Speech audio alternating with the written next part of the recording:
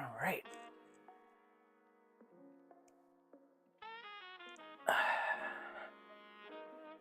Take a seat. Stay a while. Got some lunch. I'm ready to go. I'm going to start with assembling this thing from its component parts.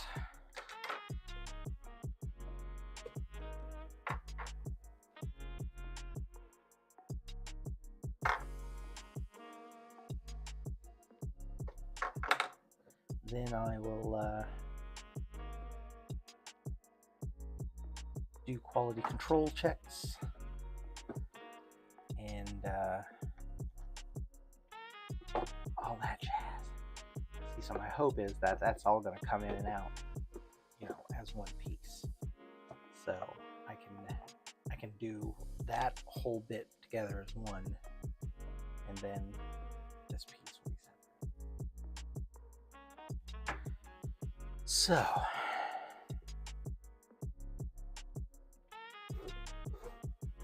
I don't want to do this.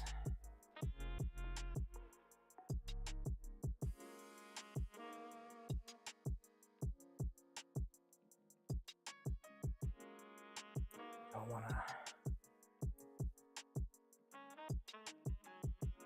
Maybe I should QC each piece individually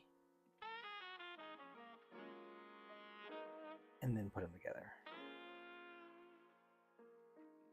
Just like this, I'm feeling some supports that I missed right there. But this has got to go back in the box. Back to the box.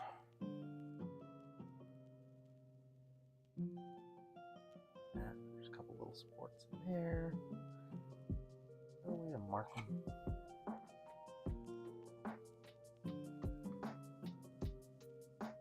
Paint over all that anyway. Now you can't see any of those. Who cares? These so you can see.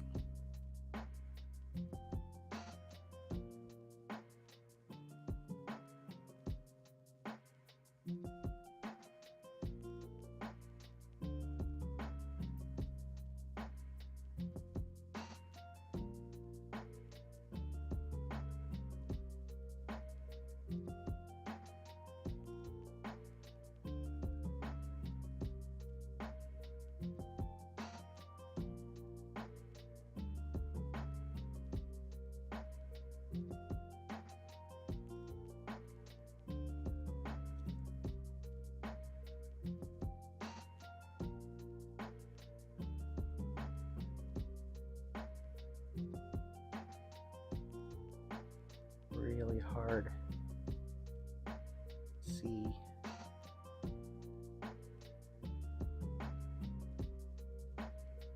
This transparent material.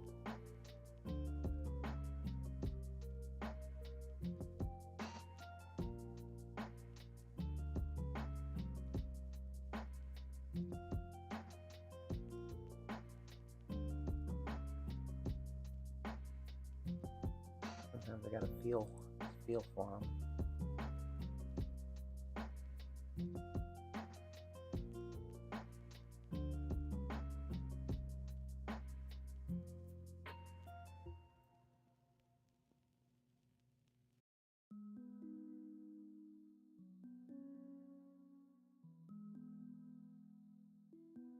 Some of those are air bubbles in the transparent resin.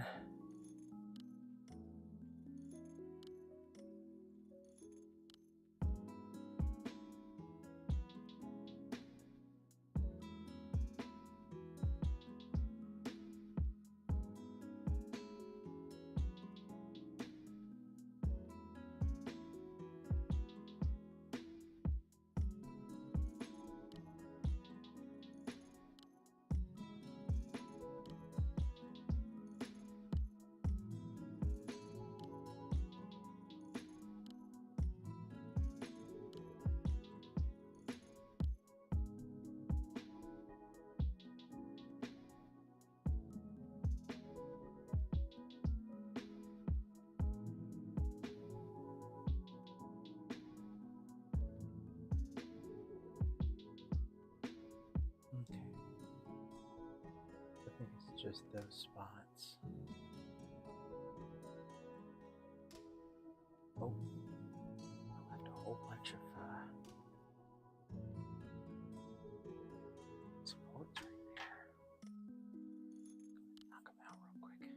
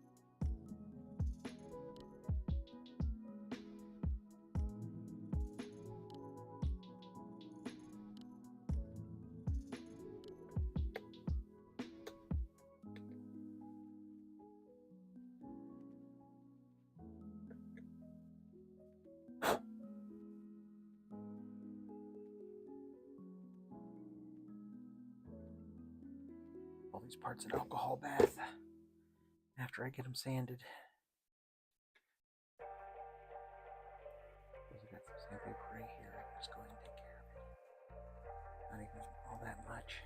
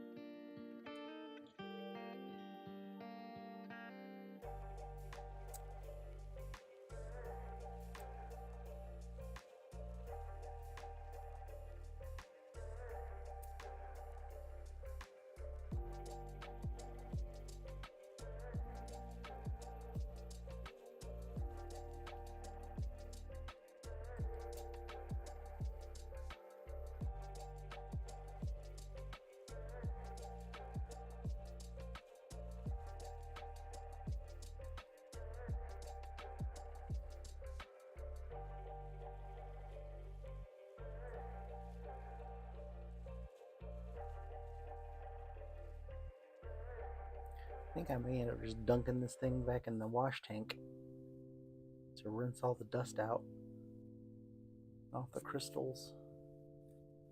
That may be the most efficient way to clean them.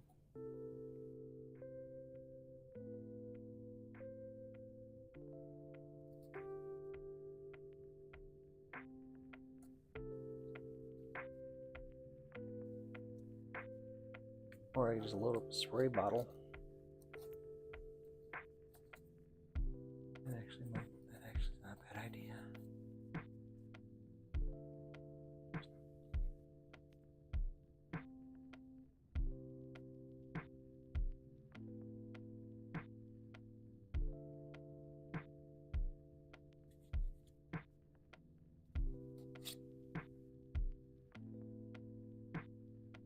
No excuse for any of these in the front to be shitty. All of these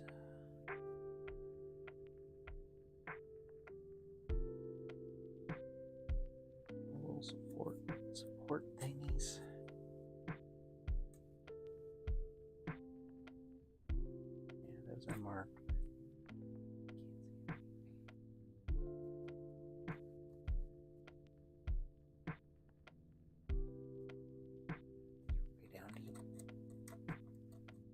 I'm not even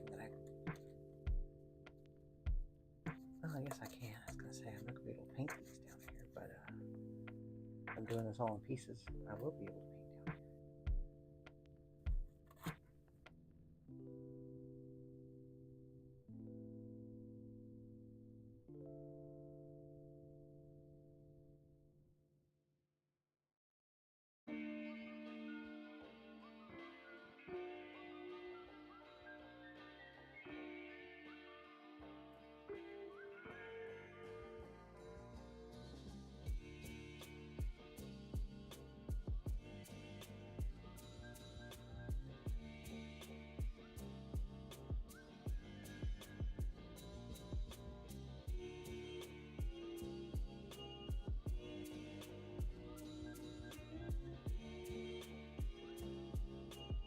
What's up, DL?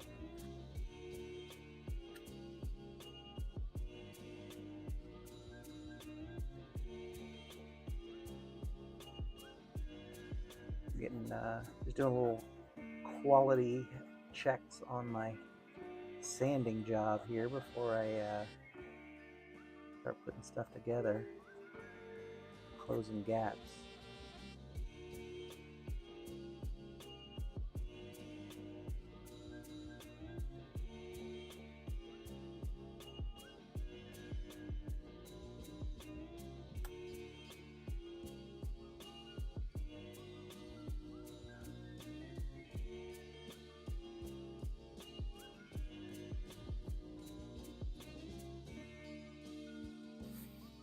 You haven't been on the stream in a while, man. How's it going? I don't think I've been on the stream in a while, so it's technically my fault.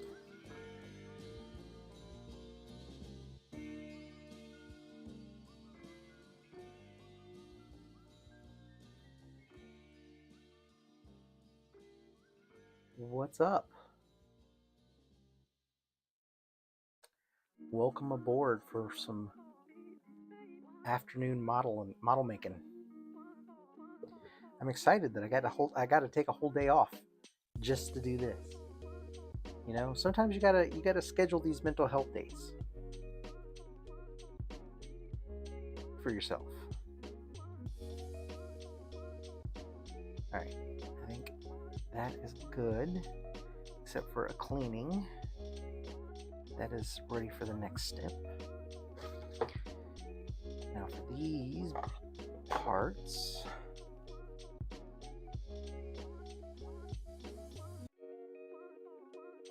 the idea here is that I've broken off these keys. Let me turn this light off, down. A bonus light. Yeah, so the idea here is that I've broken off these keys enough so that it'll as one piece. It snaps down into the base. It's got this nasty hook right here that it notches into. See that there with my pinky? So I found a way that, like I said, by shaving off the sometimes it goes in. There it goes. Just gotta get the angle right. So as one big chunk, it can come in and out now. So I'm gonna have, I can do all the seams and everything here for this whole big piece. Keep this part separate, and then it should come together nicely. That'll give me the opportunity to, like I said, paint and seal this one up and keep it separate. It's got a natural dividing line between these rocks and the base and the cloud, the explosion. So I don't need to worry about hiding the seam there, but I definitely need to hide all the seams in here. And that'll just make it much easier to kind of build it, you know, get all the seams, get everything sanded down, and then I have to layer on these parts, fill all these holes and all that jazz. So that is what I'm doing this afternoon. Sorry, I got distracted.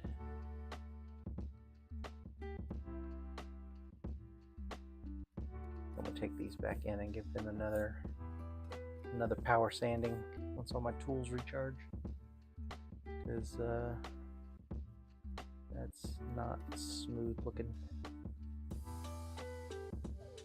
Almost, it's almost there. Not quite. I may have to do this with sandpaper.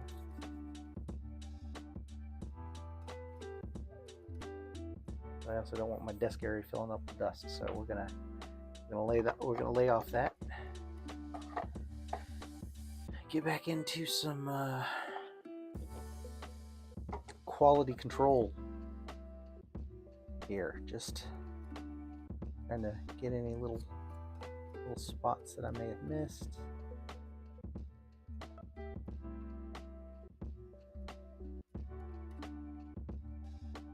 While I start putting these bad boys together.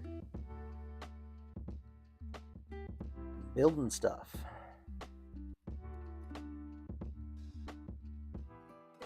Yep.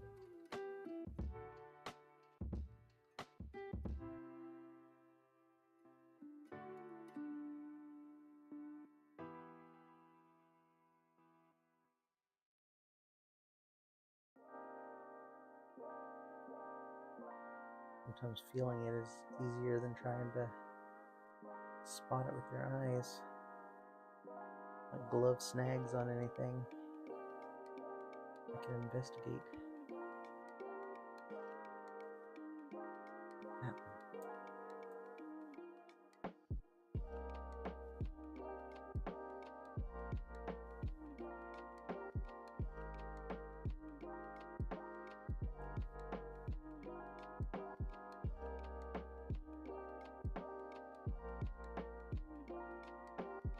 Oh, nice. The Donatello is my favorite turtle of the turtles. I did the LA figure set. I still got Bebop and Rocksteady to do, and Splinter. I've got a little Master Splinter go along with them. It's like I like them because it's more of a what do they call them? It's like a museum pose, I guess.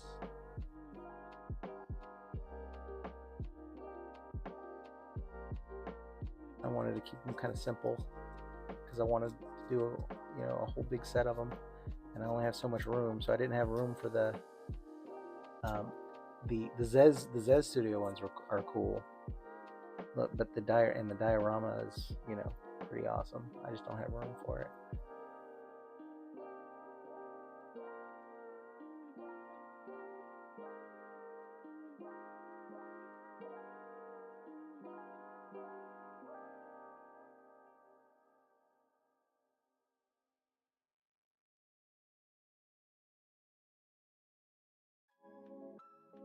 It's fun. I love being able to just like make the collection the way I want to make it, like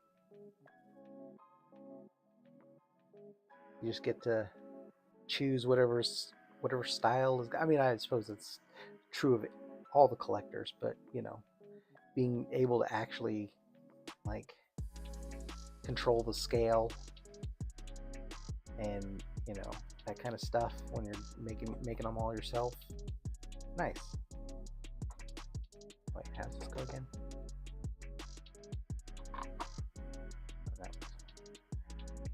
The clear parts are the parts that I have the hardest time kind of seeing.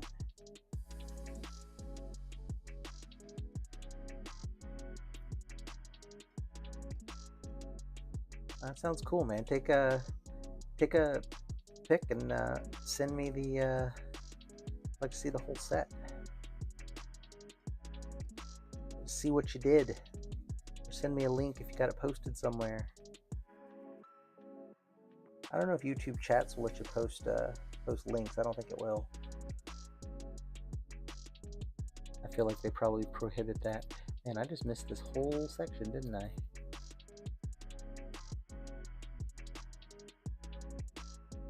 Oh, you know what? This was that piece that I found in the sanding box, and I've forgotten why it was still in there. I think it was because I forgot to do this part. But this is why we have quality control check.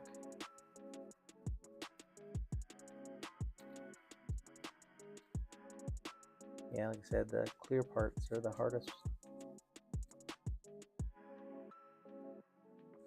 Because until you get some primer on it, and, you know, looking at the depths of this thing, instead of trying to like blast air down in here, I think I may just do brush application for both pieces.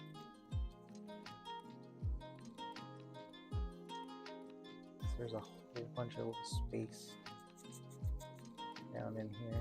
I'm not gaining anything by using the brush, plus it'll allow me to just brush around the crystals. Don't have to worry about masking them.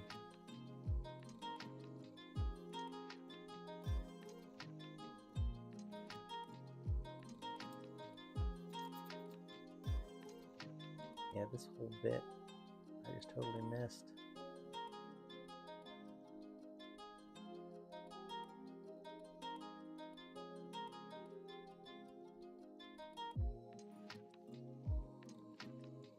Tell if those are on the inside or on the outside. Yeah, okay, you know what? We're gonna go back to the box with this one. Yep. Camera 2. Boop.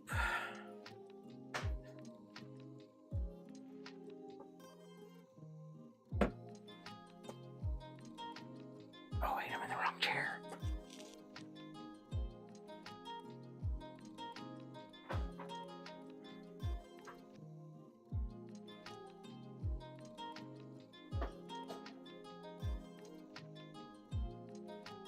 Just waiting on my UV torch to finish recharging. So I can start filling in these seams. Turn this exhaust fan on. Vacuum bag fan. All right.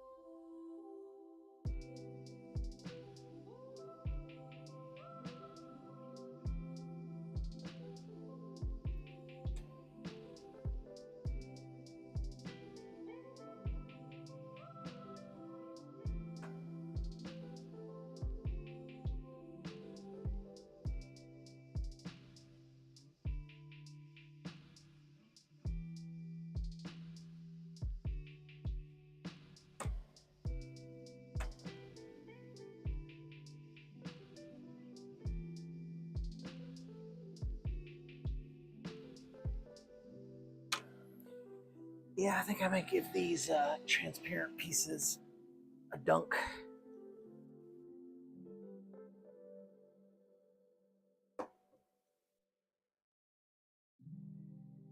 Just to clear them, just to clear it all out, clear out all the dust.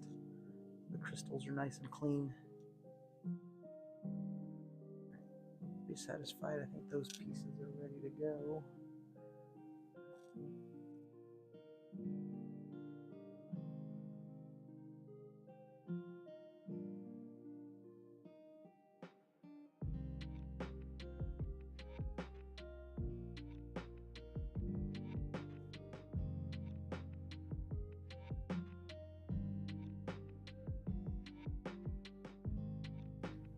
Should be looking at this as part of the whole, not just by itself. Which direction does this go? Bottom. Right.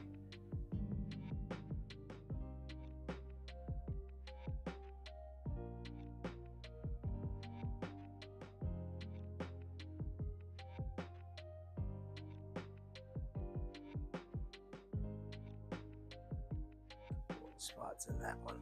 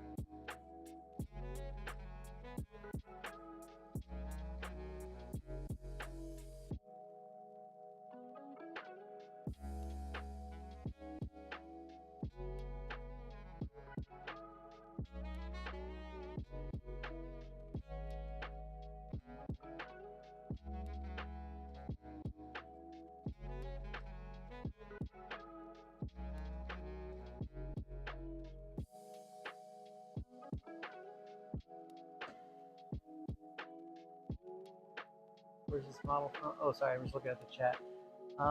This is a Bedzerk model. Bedzerk Studios. It's the Wicked 3D guys. It's their DC Patreon.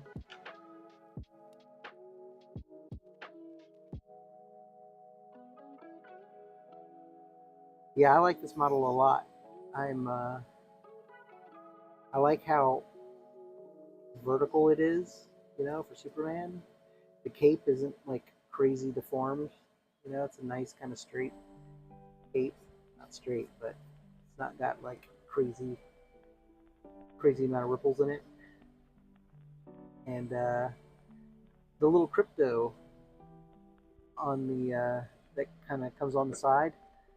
It's a really good model. It's got a lot of detail in it, and I'm looking forward to painting that one. I'm looking forward to this whole thing. Actually, I've been kind of looking forward to it for a while, and life has been crazy the last couple weeks, and so finally starting to just settle back in and able to get some studio time. And I knew I wanted to do this statue. I think I'm going to do a Storm next. I think I want to do do more X-Men, build more X-Men into my collection. I want to do a Storm. I want to do what's his name? I think his name starts with a B. Bishop. He's got, as I say, he's got a big glowy fist. Yeah, I think I want to do a Bishop. I want to do a Beast. I want to do a Nightcrawler for sure. I don't think Nightcrawler gets enough love.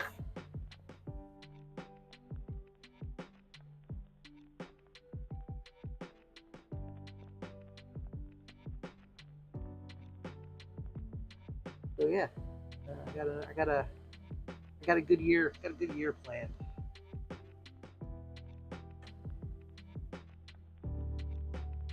It looks. I mean, realistically, it would appear that I only get about 8 statues a year done. Since last year, I was actually tracking it because my year of the villains. So.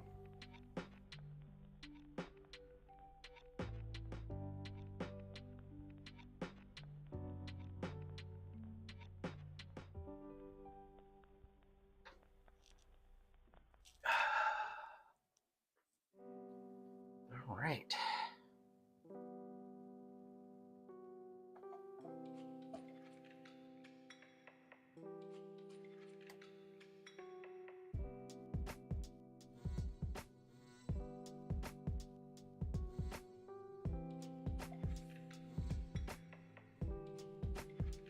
All right. Well, I think I'm ready to at least get these bits assembled. And then see where we go from there. Am I hitting the bottom? Am I bottoming out on that key?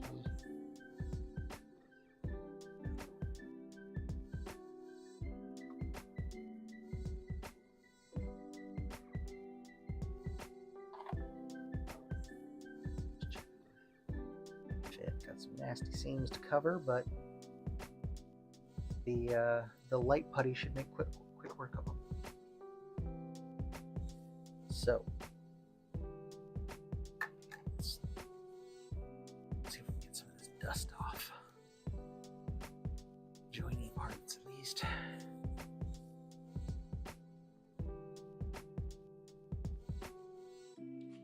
Yeah, I'm gonna, after I'm all done with the putty and the sanding and give everything a final clean.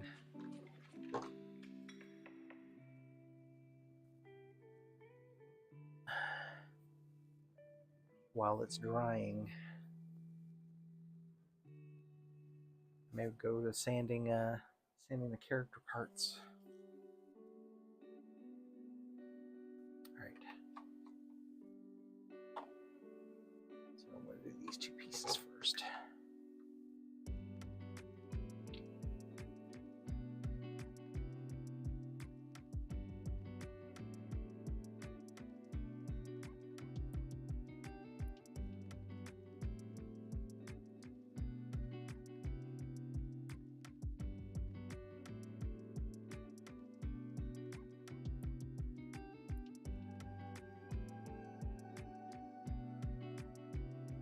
Kind of liberally apply it.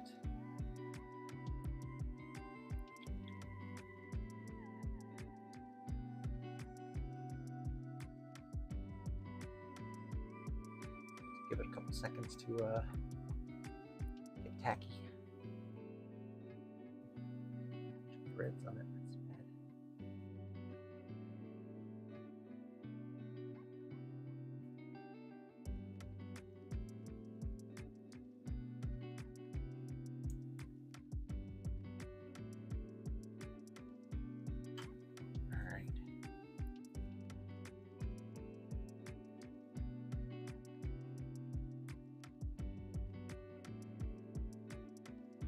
that a couple seconds.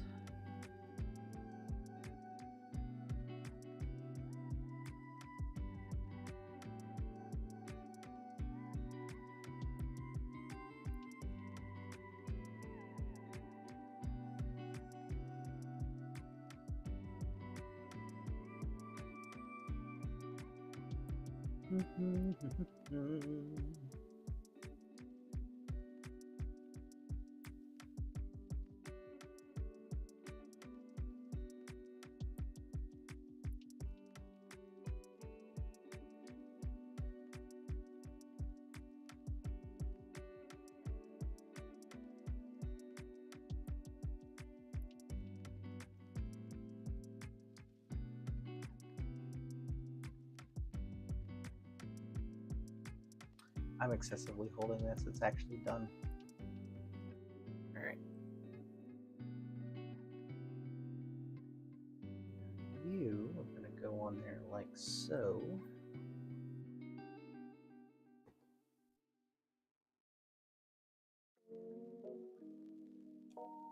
Let's put some glue on you.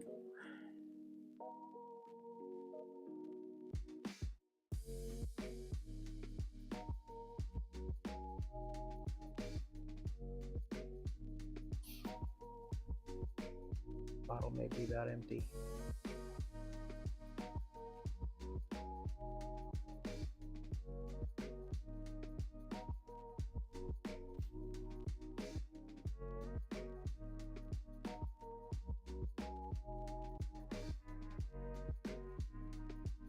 Yep, this bottle's about done, I think.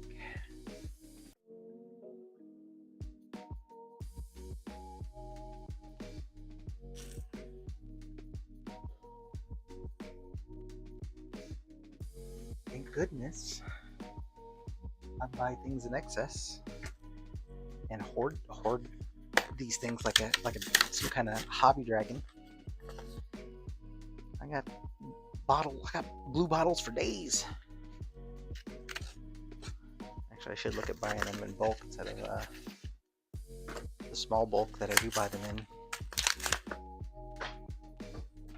Probably get them cheaper at like Costco or something. Actually, next time my in-laws go to Costco, I'll ask them to take a look at that. Put you aside, but you keep dreaming.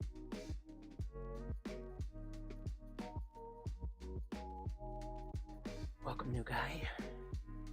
How's it going?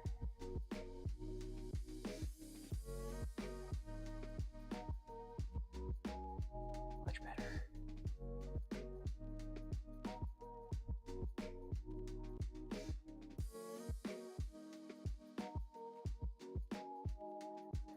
Alright.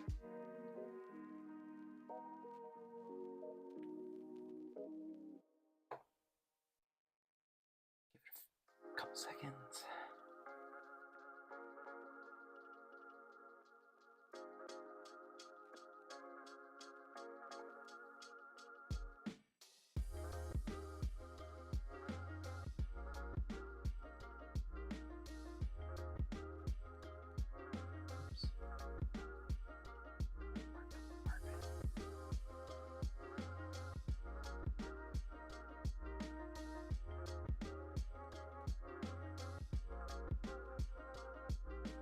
Suppose I should put this on the base. The base holds it together.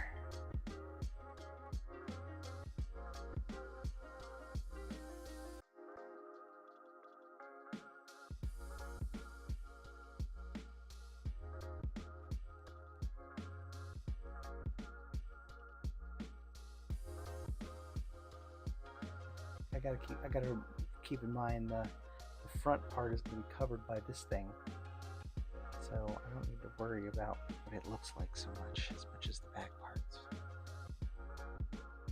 I'll let that just sit for a second. I think.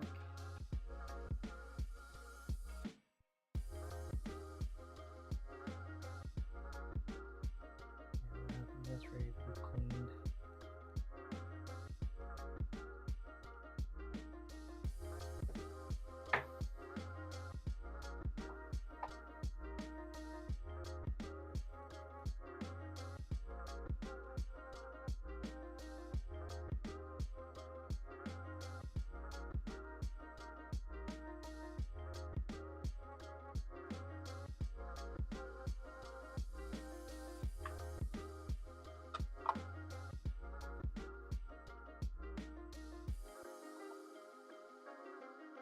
purposeful. Because of where the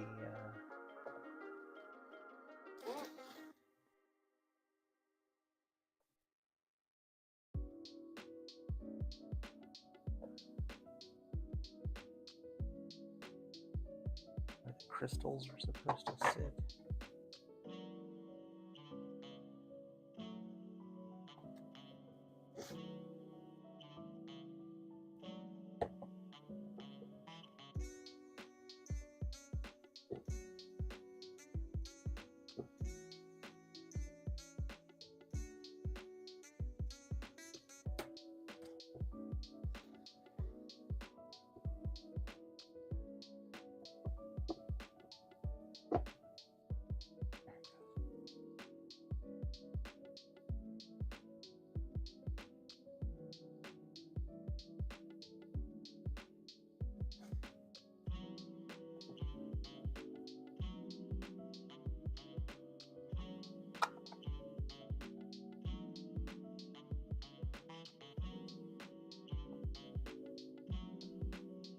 Okay, so that is purposeful.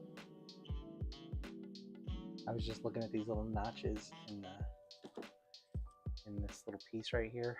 I couldn't tell if it was a print mistake. It's where that piece, or where that crystal is supposed to line up. So cool.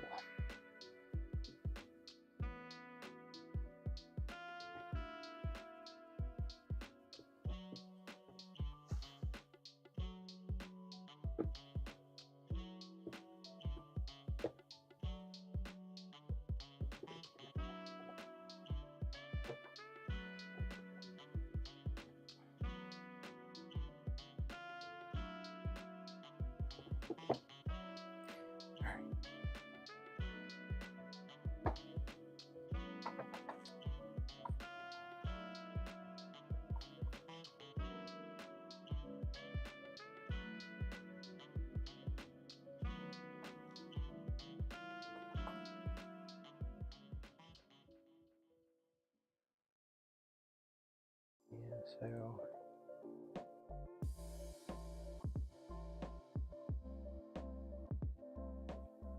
I think that key is definitely hidden.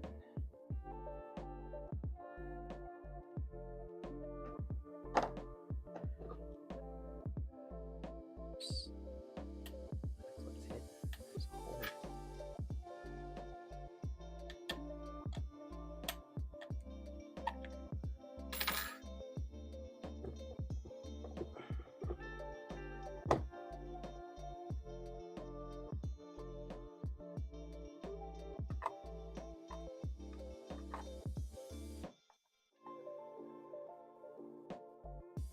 I'm gonna trim off both those keys.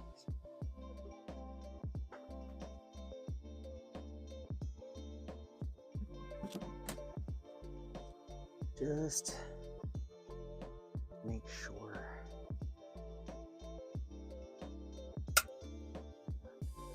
Crazy.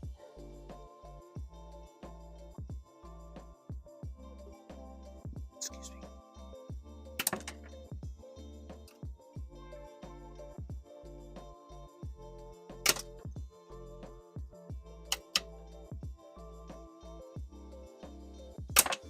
Oh, goodness. A little bit more than I intended, but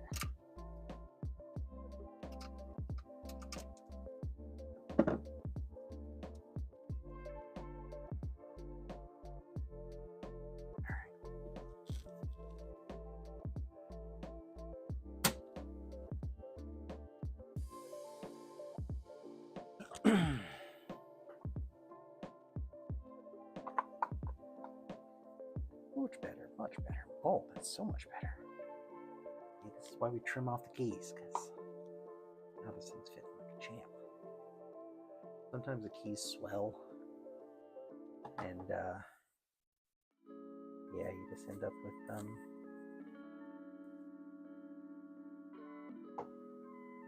keys that hit the bottom, the keyhole, before they're supposed to, or the keyhole swells and it pinches it, prevents it from getting hit in the bottom. But either way, there's a rub And you don't really need the keys except for just alignment. At least I don't worry about it too much. I just snap them off.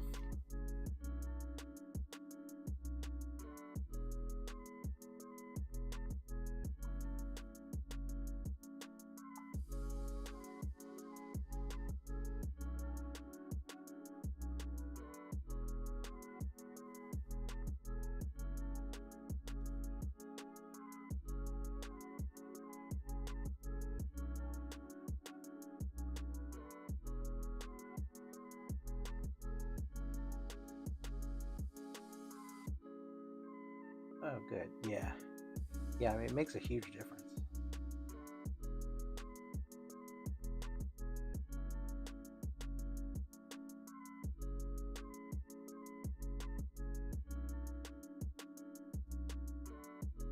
Yeah, I think this is going to be the smart way to do this. Just work on the base and just these two big chunks.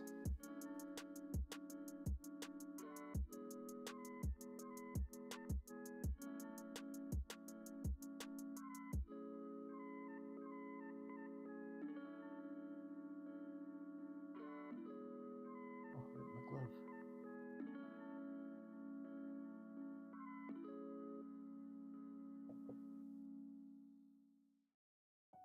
All right.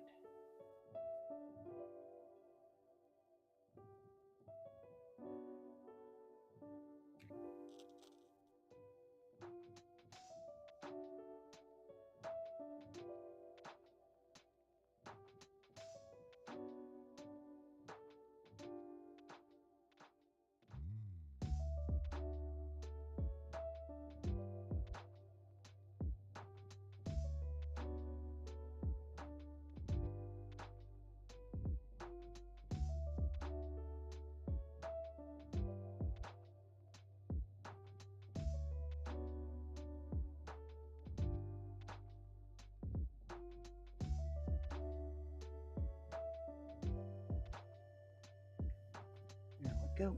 That should be plenty.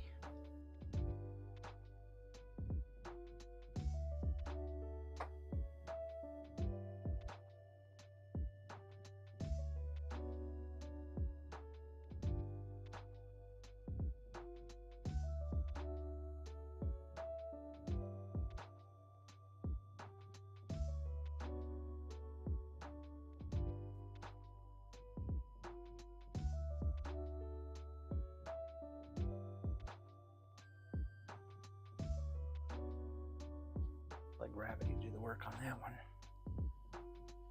Alrighty.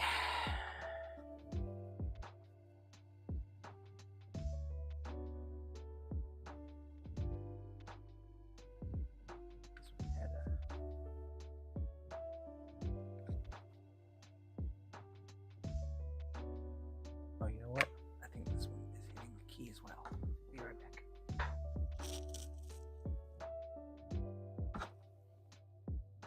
That's a thick key though, so I think I'm just gonna sand it down.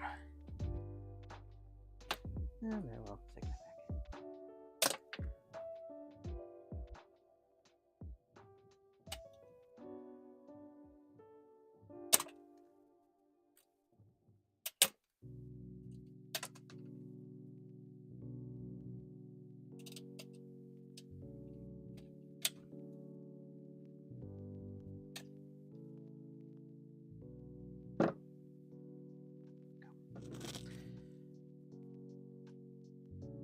Oh, you know what? Let's go ahead and trim that one down while I got it.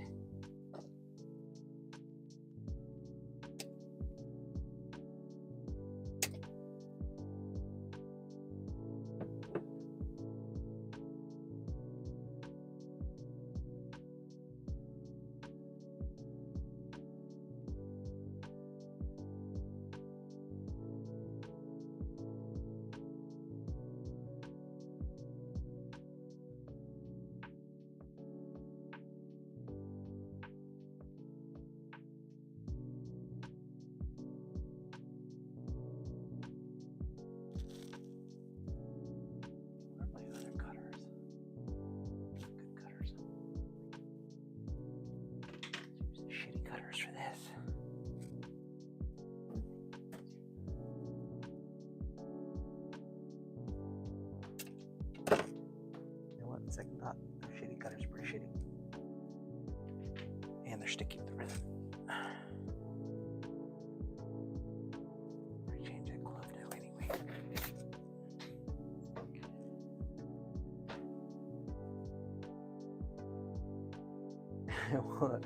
What's this year gonna be? I did not set any limitations on myself this year, so I am going to be leaning into the heroes, which is why I started with the Spider-Man and a soup. The hero. And I think I'm going to do a Storm. I think I'm going to do a bunch of X-Men this year too. Like I said, now that I know I really only do about 8 statues a year, 8 to 9 statues a year if I'm lucky, just due to timing, work, and life, and everything else. If I busted my butt, I could probably do more, but it's a hobby, so give me a break.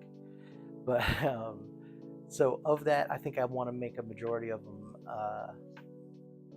X-Men statues, because I definitely got to do a Storm, I got to do a Nightcrawler, I got to do a Beast, I got to do a Bishop. The Bishop's going to be sweet. I also need to do a Wolverine and fucking Deadpool. I want to do that. Actually, I might do Wolverine Deadpool next. I don't think I'm going to do the whole diorama, because it's just too much. I'll do the individual statues, but I think I may start with the Wolvie. Been good, man. It's been good. Like I said, life has been a little busy lately, so I haven't been able to get back to it as much as I would have liked. But now that things are settling back down, my wife hurt her foot on accident, and so she's been kind of down for the count for the last couple weeks. But she's back on her feet now, which is good. So yeah, like, you know, just kind of getting back to normal. Hopefully, doing more streaming. I don't usually stream the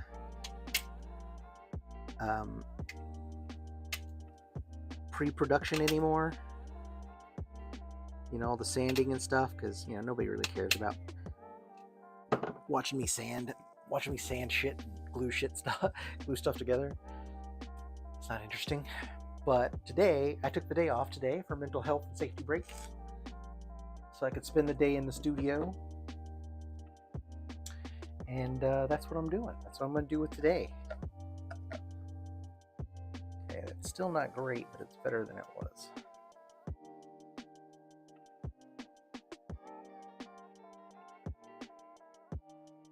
Yeah, it was a pretty nasty spill, but finally back on the mend.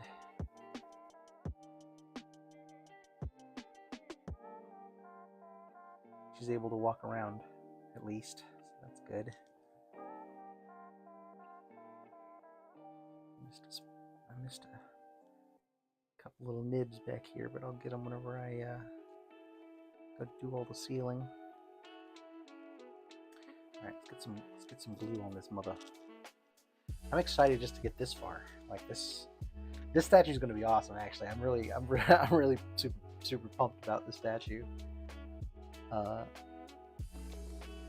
like the design. I like the overall like kind of presentation of it.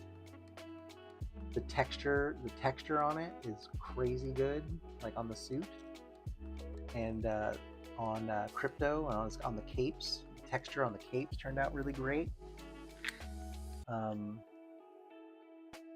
It was just a good print all around, and so yeah, I've just been really looking forward to putting this one together. So happy to have the time. And like I said, I took PTO today just for the sole purpose of sitting and doing this. Okay, that's all I really wanted to get into doing. You take those mental health days when you can, you know.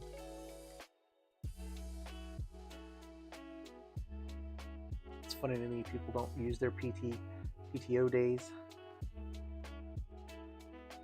Like, I don't know, there's some like weird work ethic guilt or something that a lot of people have. I used to have it. I'm not like saying it's like a bad thing. I'm just saying that, like, take advantage of luxuries that you do have, you know. Otherwise, what's the point?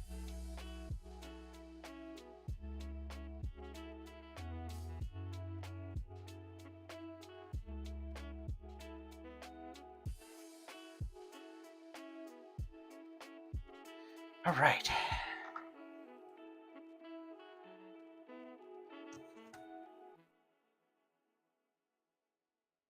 Probably could align that up a little bit better. Okay, I'll shave it all down and make it look nice.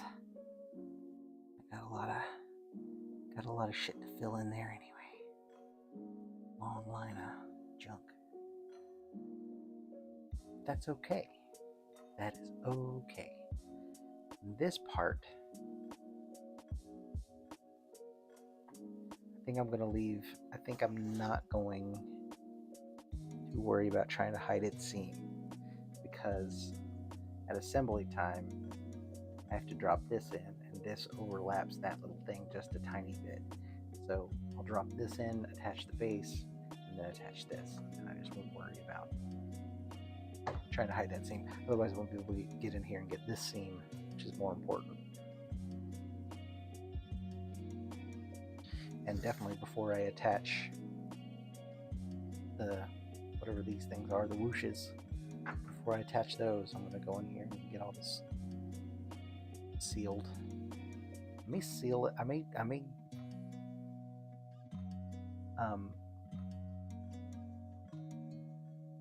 hide the seam, sand it, and prime it before attaching these things, because I feel like these things are just going to be in the freaking way. That one.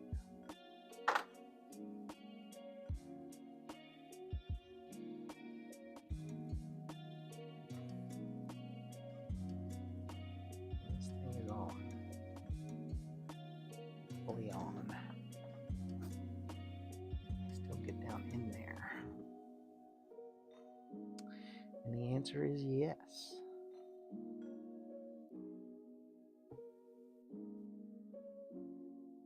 I can still get down in there for the most part. But what sucks is, like, I wanted to airbrush these things to have a little more of a gradient. So in order to do that, I'm gonna have to mask off all around it. It's gonna blow.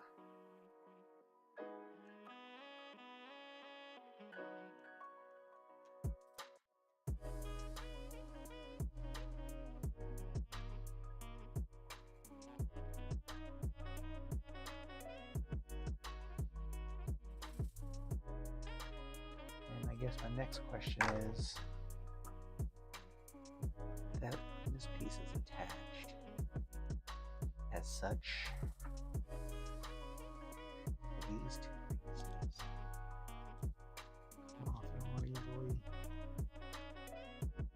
Rounded.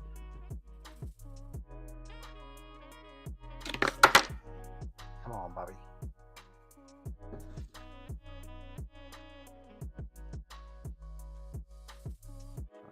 This one goes on. Yeah, that's what I was.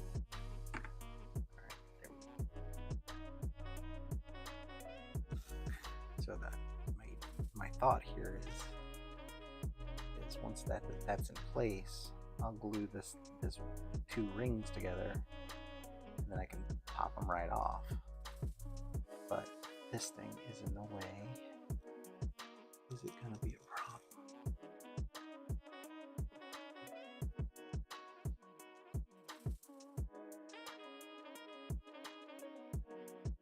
It should not be a problem. Alright, cool. You started school again? Congratulations. What school? What you going back to school for? Can't just leave us in suspense.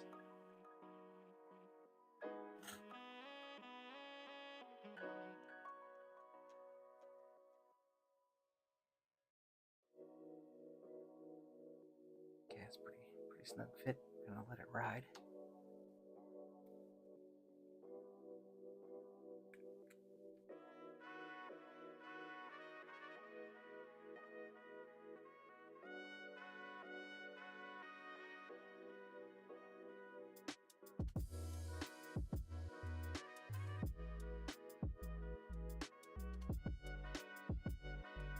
wholly inconsequential. I don't even know why I'm putting this much glue on it.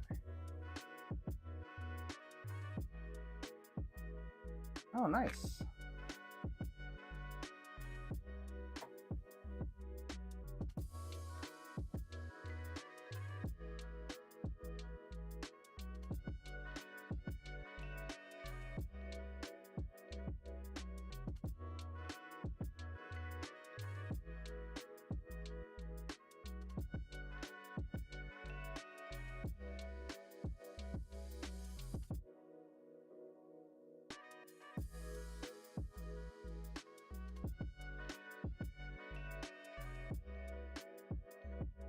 I should check it with the legs to make sure it's gonna line up before it fully sets.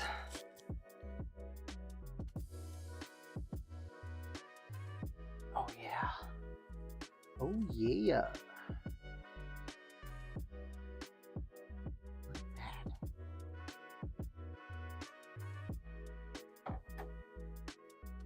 Glue smush out the back.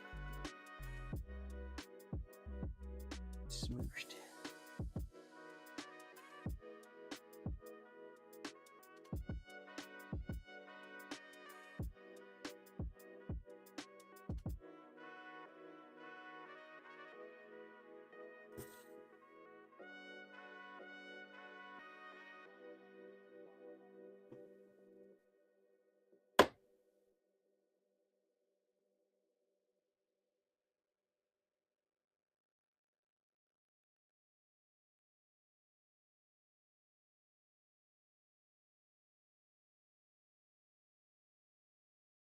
Should cheat it upwards.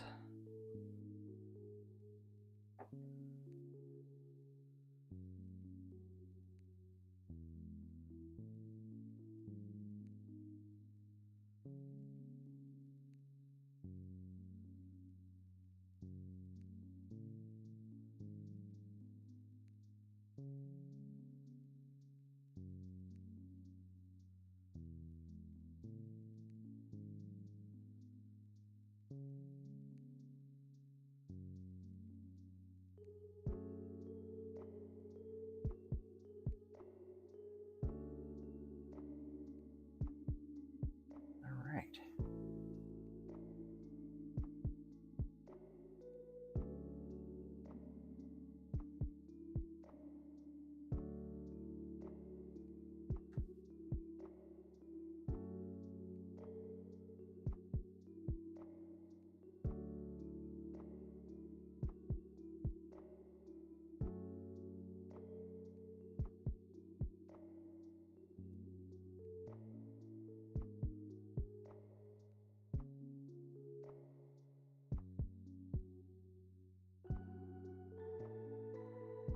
Cool. That'll work.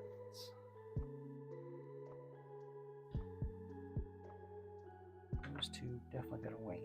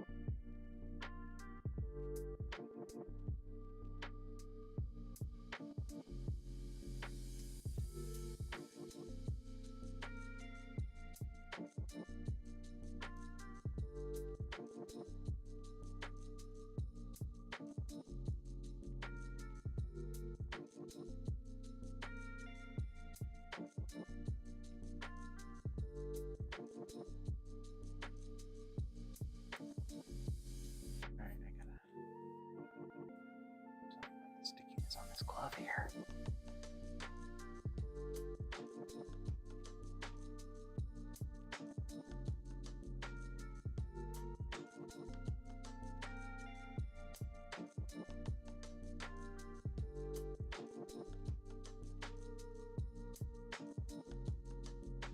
All right, got a second set.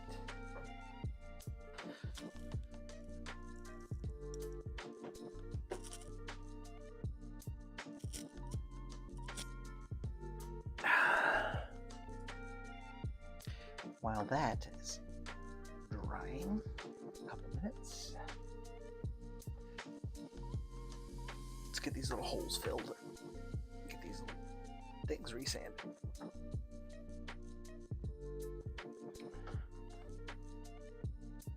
For that, we're going to be using this Fun Coal light curing pipe. I'm so glad that they sent me some of this stuff, because it has come in handy.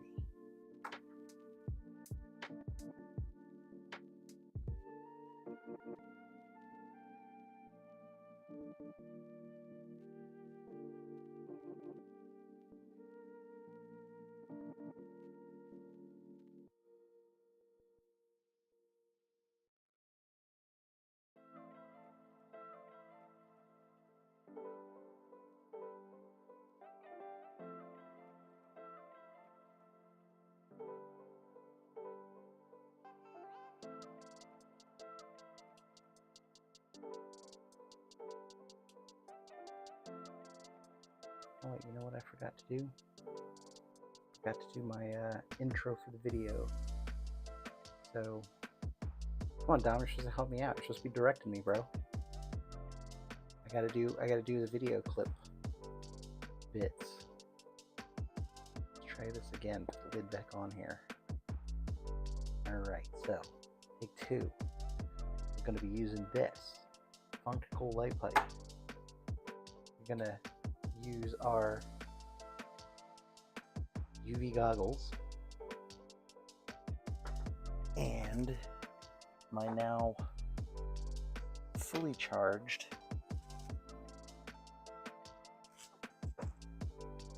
UV flashlight, UV torch. Boop.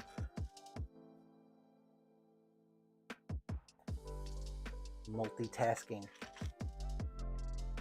Supposed to be directing. I need you to focus. What you doing? Are you working on a model?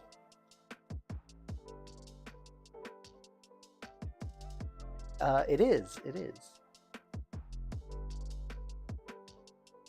I've used it several times. So it definitely comes in handy. It's got a just nice thickness to it that makes it easy to fill these, you know, big holes.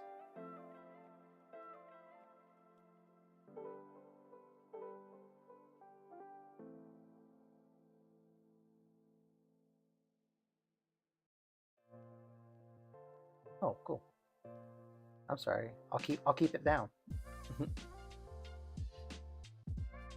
Oh, that's cool. Right on. Congratulations. I hope it works out for you. Don't forget us. Don't forget about us little people when you're all big and famous. Blast it down in the hole.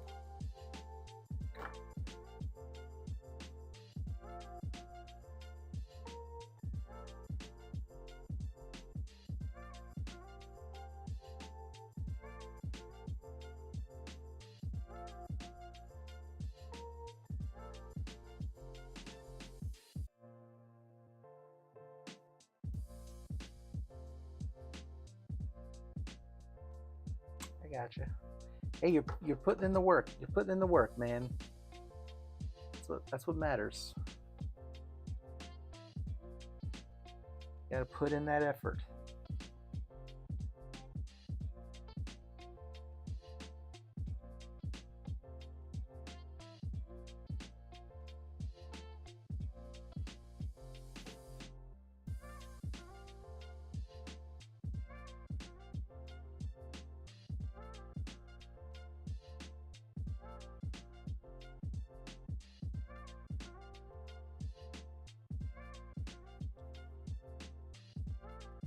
this, I'm going to use a toothpick application. This shit is super, super thin.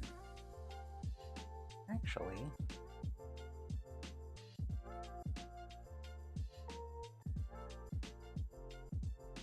I wonder if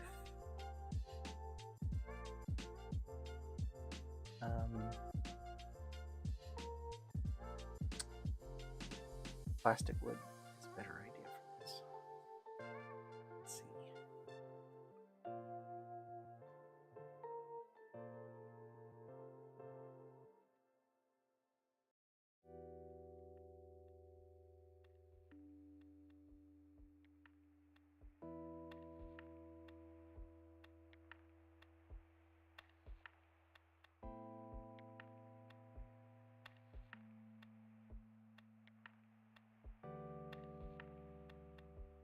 Go in here and just rub this all off here in just a second.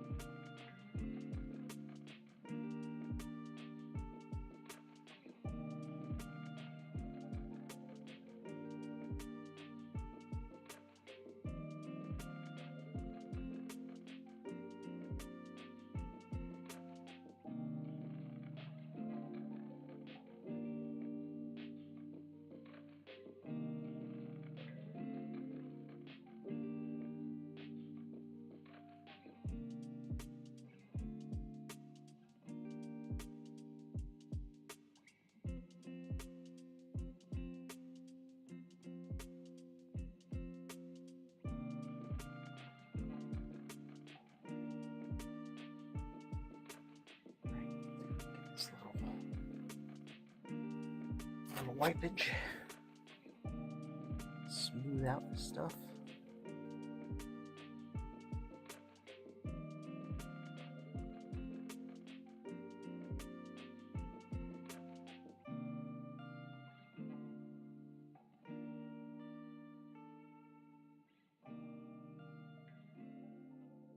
Yeah, that works a treat.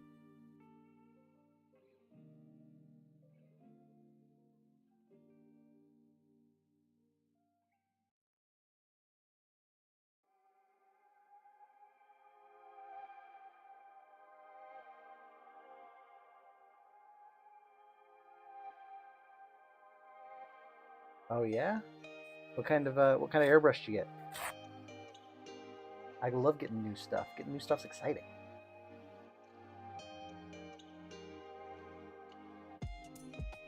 New hobby stuff.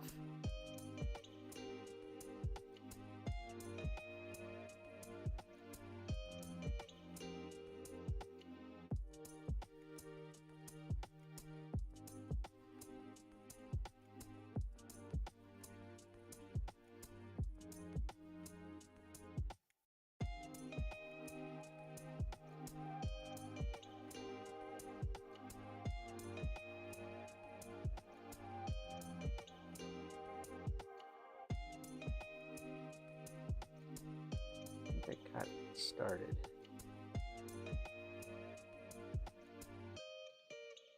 Oh, very nice, very nice.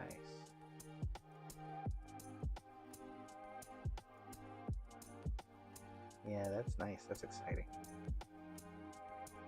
And when I first started this hobby, I used a cheap Iwata airbrush for the first couple years until I got good with it.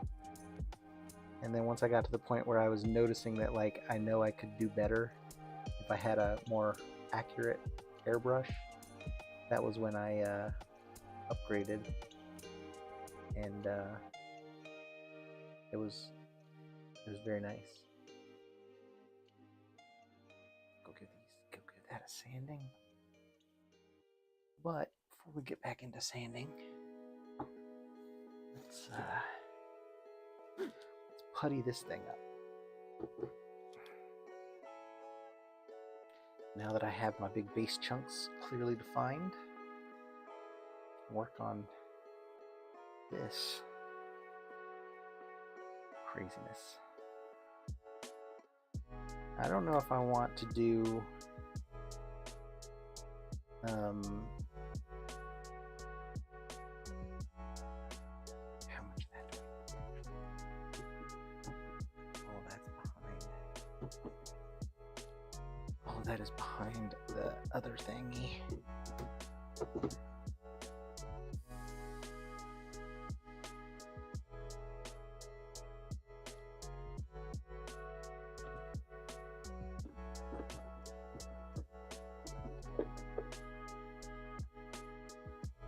See how much this thing covers. Covers quite a bit.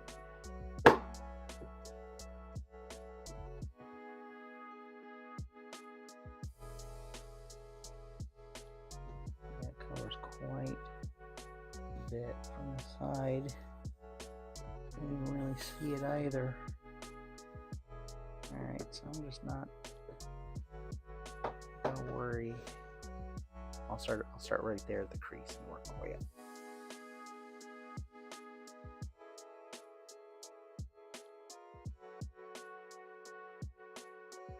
Yeah, I think that's the way to go. Like when you get to a point, you know, when you're doing this, that you're just like, you know, you can do better.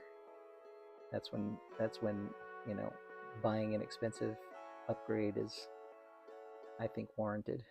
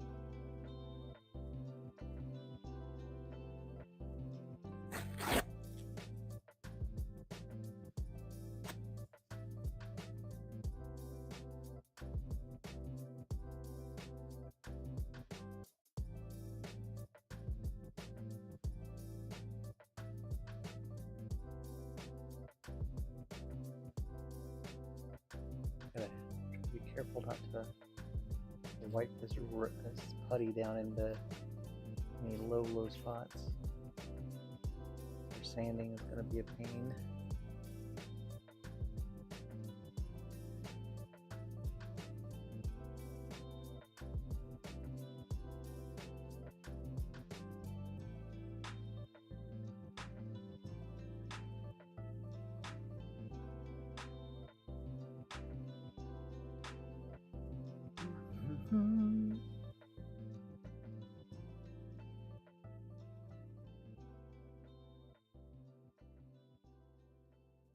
There you go. This is how you seal. It's how you hide all the seams.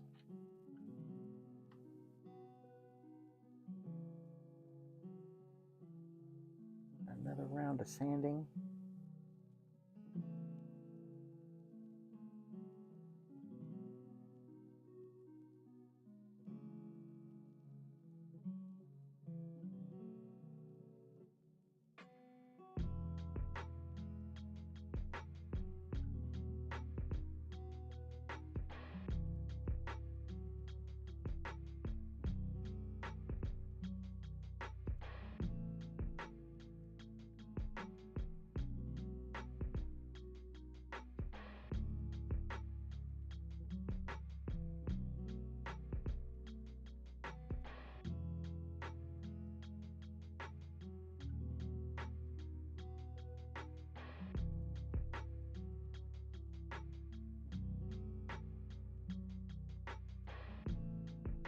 Nasty divot right there.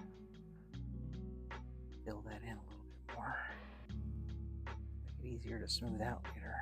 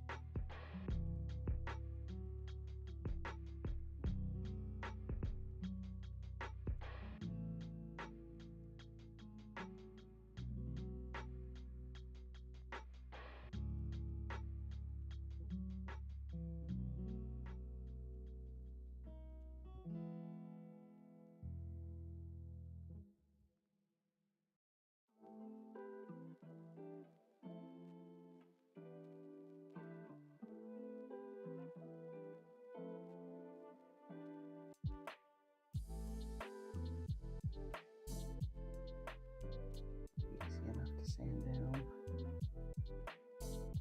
Thick enough to cover that nasty ramp that was there.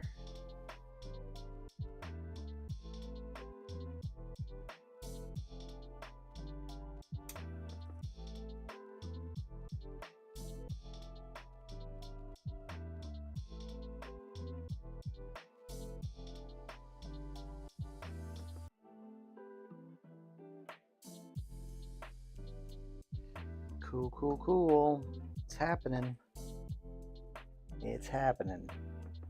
Be a lot of putty.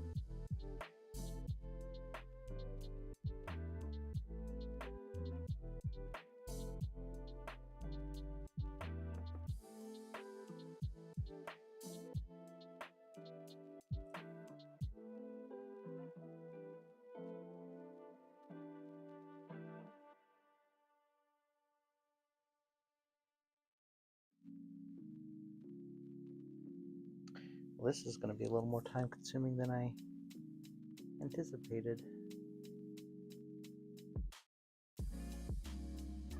I mean, I knew I was going to have to do it, and I knew it was going to take some time. But this is going to be slow going because of these organic shapes.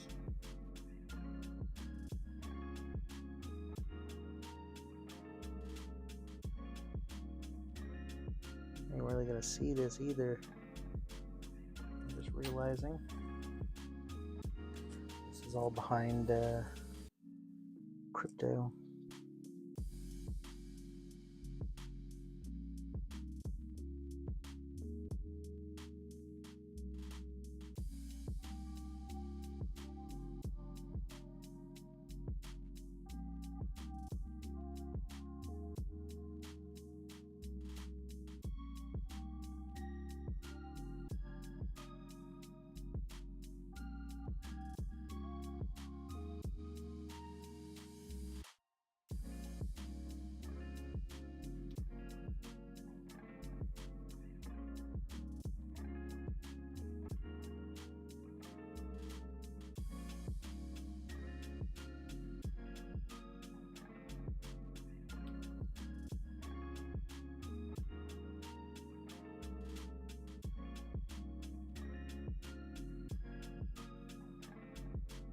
Alrighty.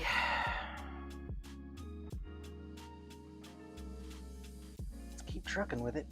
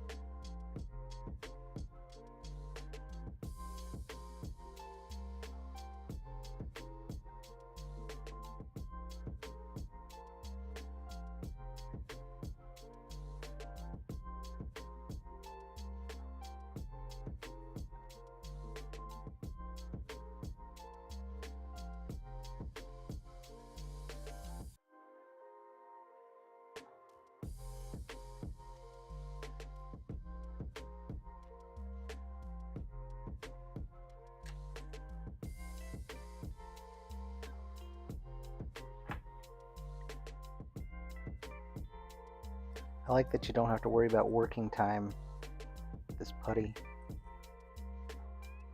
You just leave it out in the open. As long as light's not hitting it, you're good to go.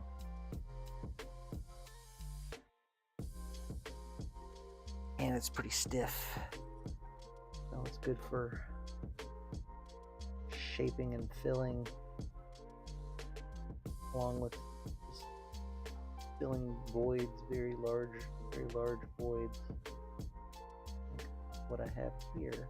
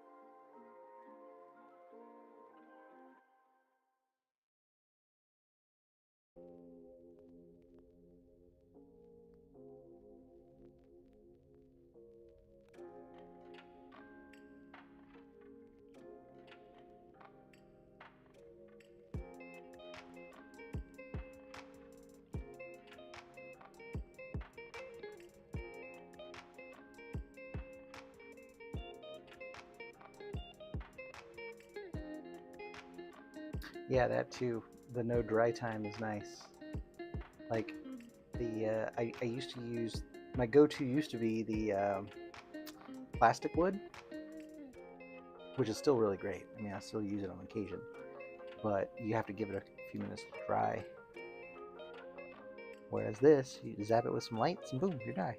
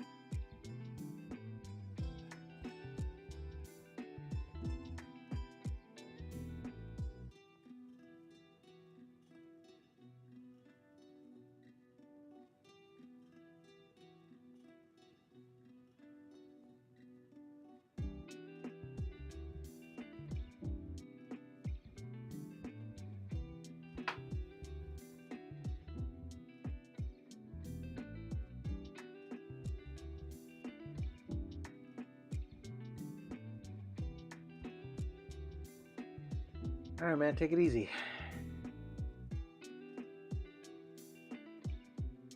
Thanks for hanging.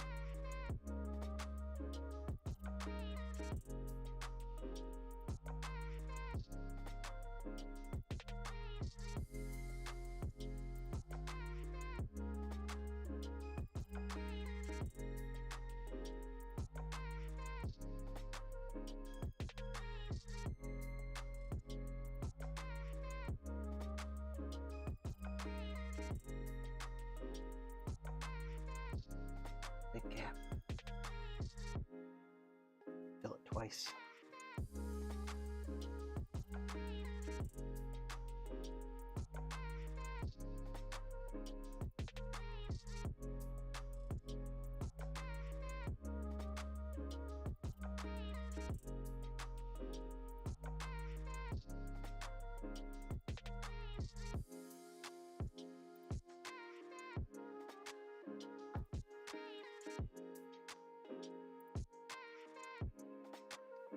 Crack so big, I gotta fill it twice.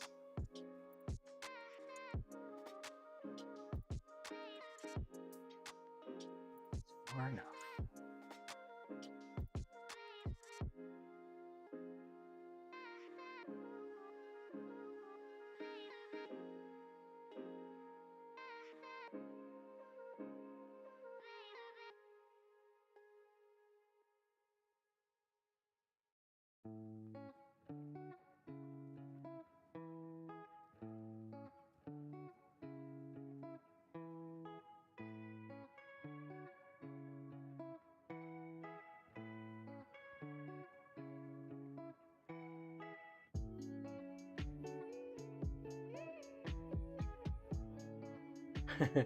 Swedish Forge. What do you make? Welcome to the chat.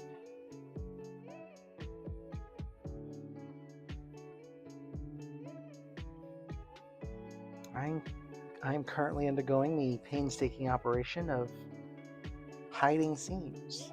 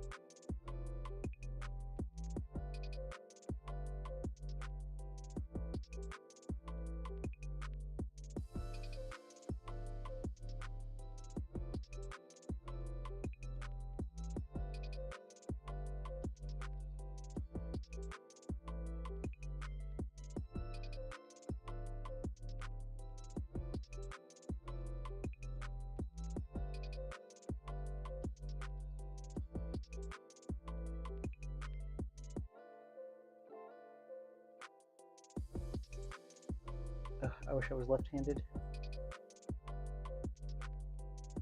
Or I guess more to the point, I wish I was ambidextrous.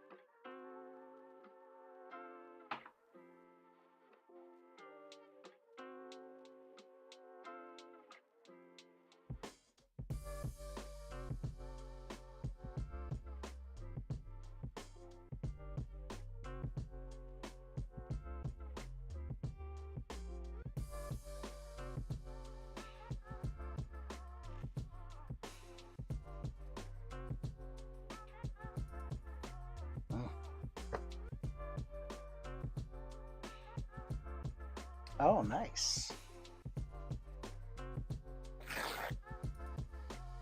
Very, very cool. Is it from the Star Wars Patreon? The same guys that do Berserk and Wicked? Is it from that Star Wars Patreon, that Leia? That was a good one. They have a couple different ones of her actually.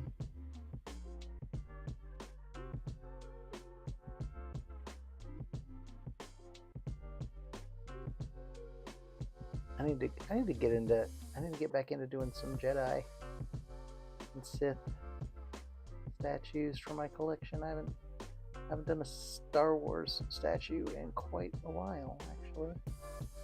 Now that I think about it, Anakin was the last statue that I did. Alright, that looks like shit right now, but I can go in there and sand that down. That'll look better.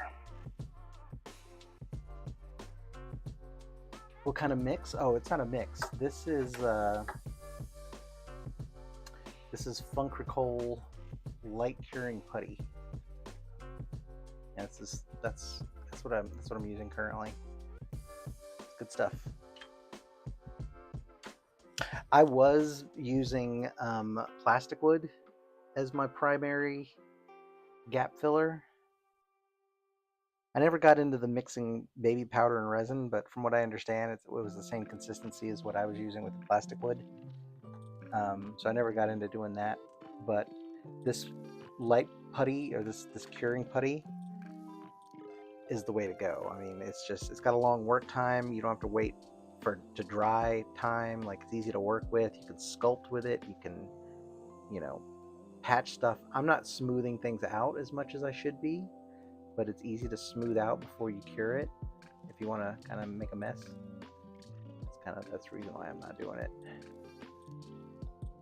But yeah, I mean, this stuff is fantastic.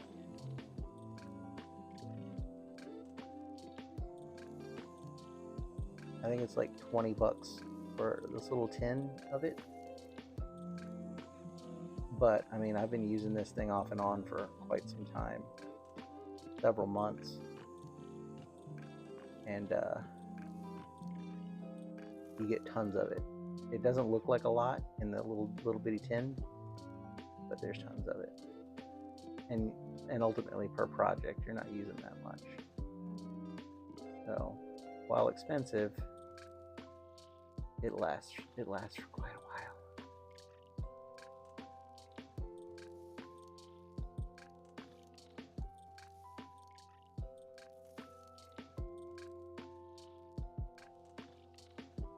Trying to get everything filled, not trying to make it look pretty right now.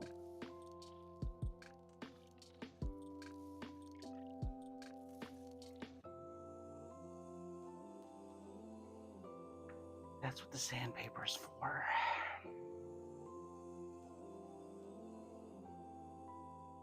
Oh, you're trying to print an FDM? Yeah, that's tough. I gave up FDM printing. I started, when I first started 3D printing, I started with an FDM printer. But I knew I wanted to make statues. But I didn't. But I was intimidated by resin at first, and so I thought, yeah, I'm gonna try. I'll try the FDM, and I think I printed like 3 things, like the little test benchy, and a couple little stupid things I used around the house or whatever. But I could never get the detail, and trying to get the lines, the print lines covered, like all that mess. I quickly changed over to resin to do these statues. I started with this, and then to help accommodate the fear factor of not knowing what I was doing, I got a small resin printer. It was like a Mono 4, something like that. Anycubic Mono 4 or something. It was the print bed was like a little bit bigger than a deck of cards. Like it was tiny, tiny, tiny. To the point that I just had it sitting on my desk until I got into really started getting into resin printing and reading about all the ventilation needs. And then I upgraded to a Mono 10, Mono X.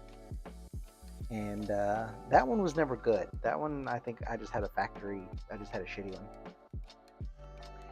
And then I got an M3 Premium, which is awesome. I still use that one. And my latest upgrade was a M7 Max, which I used to print most of this.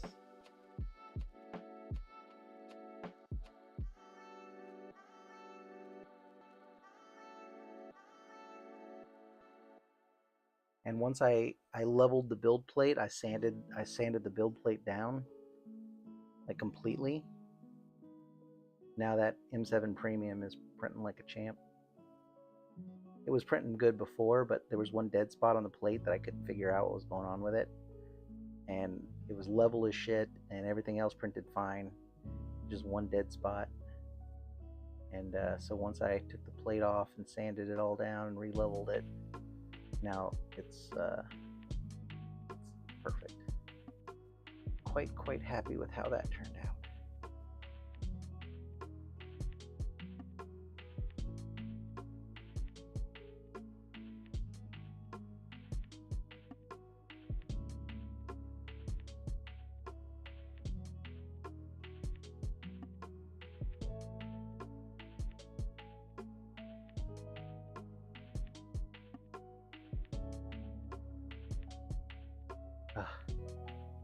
Tricky part with these big gaps is not push it in. There's your clear coat for transparent parts. Yes. What's up? So yeah, for these things, what I'm gonna do is I'm gonna take everything. Actually, I should probably go ahead and do it now while I'm doing stuff. But I'm gonna wash these all down with alcohol just to get all the resin dust and all the stuff out. Let it dry, and then I'm gonna hit it with a thick coat of gloss varnish. And then that's gonna bring back all the clarity, to the crystal parts. And then I'm gonna hit them with a little bit of blue ink, and then I'm gonna seal them again. And yeah, so that's the plan. I used to overdo it. Like I used to try to coat them with another coat of resin to smooth them out, and then varnish and blah blah blah and dry it. Whatever. I realized once I understood the reason of like what makes the I'm gonna go ahead and bake that in. What makes the clear parts not clear has nothing to do with the UV curing or the alcohol. It's when it printed, it's got these little micro aliased edges, and that's what's scattering the light and making it look fuzzy, making it look translucent. You can't really see through it. Once you cover it in varnish, and it fills in and smooths out all those little 90-degree angles from the layer lines, and removes that the way the light refracts, then it gets clearer. Now, it's much more prevalent in high clear resin, which I use for a couple of canopies for like Mr. Sinister, for instance. This is just standard clear, so it's never going to get super clear, but it will definitely clear up once I finish the process.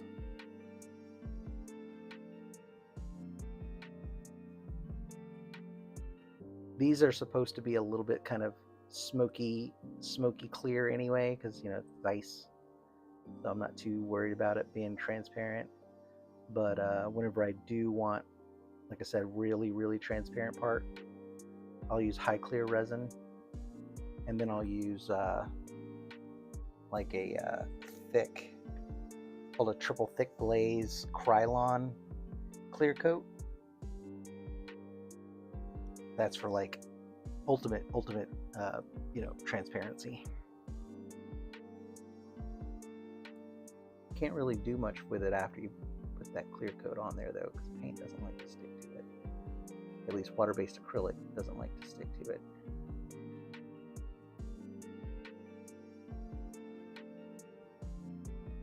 So for these, I'm not gonna, same principle, but I'm not gonna use the Krylon. I'm just gonna use the Vallejo high gloss varnish.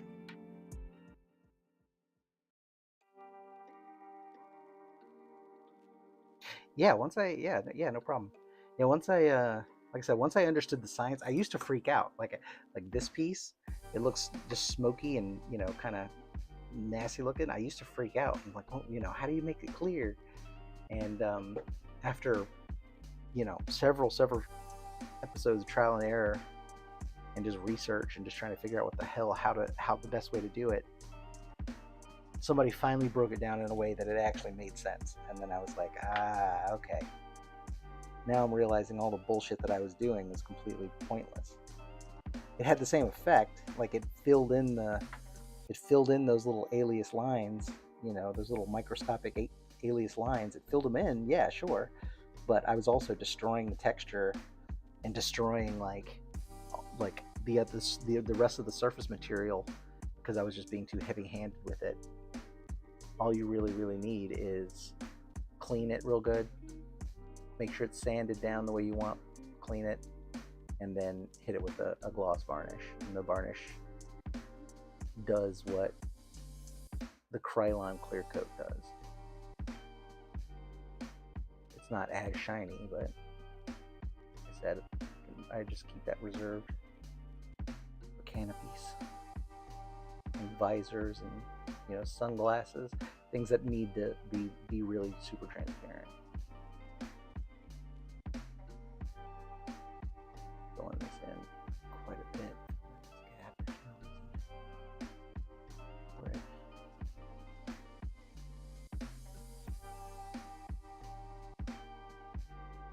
Smooth it out so I don't have to sand it.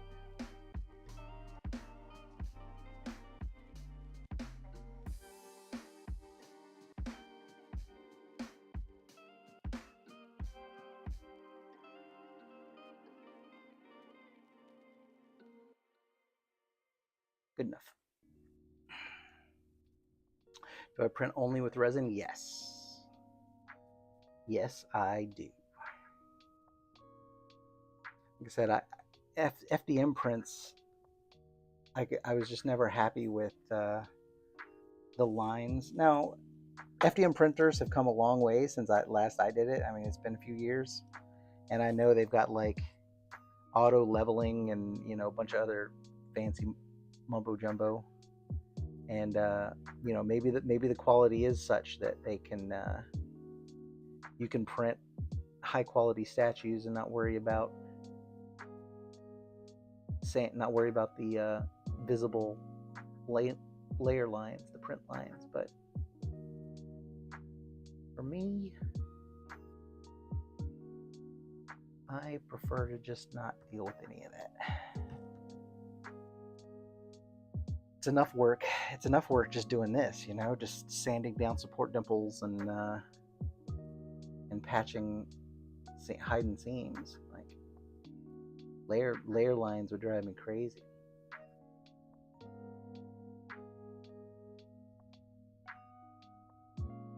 But like I said, I know the technology's come a long way, and maybe it's a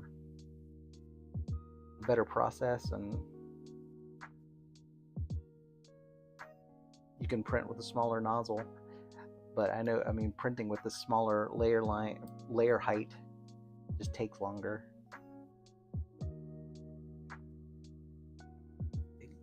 This is a big old cross section right here where these 4 pieces come together. It's a big old hole.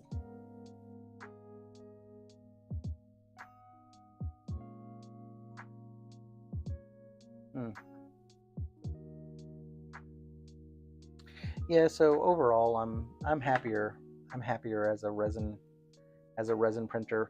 Once you get it set up and you get a process for dealing with the chemicals, and having a proper ventilated exhaust system for your printers, and like once you get a setup and an assembly going and a process sort of nailed down, it's way easier. Getting to that point, I mean, just all honestly takes at least a year. It takes at least a year of experience before you get to the point where you've worked out all the kinks to your process, so that you're not dripping resin everywhere, and you're not breathing in junk, and you've got all the PPE, and like it takes some time. Not only to learn the lessons you need to learn, but also just to accumulate, to amass the amount of stuff that it takes. The alcohol, the curing stations, the washing station, all of it. How to recycle your IPA, how to handle uncured, or how to handle all your resin, safely. And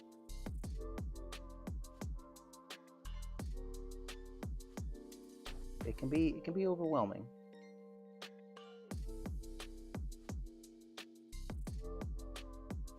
Damn it, I did it. I pushed that down in there. I didn't mean to. What does it say? I live in a small apartment. You mean tits for top? I think about buying a resin printer. Yeah, so what you do, or what I've done, is I got an IKEA cabinet. I don't know how big of a printer you got, but big enough. And get one of those Grow Tower, like Grow Kit exhaust fans. Just cut a hole in your cabinet.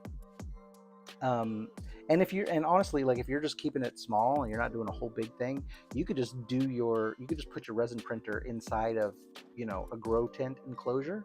That's totally fine to vent the toxic out. To vent the what are they called?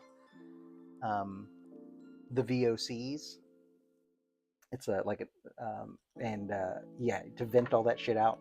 Totally easy to do. Just vent it to a window, and you're totally fine.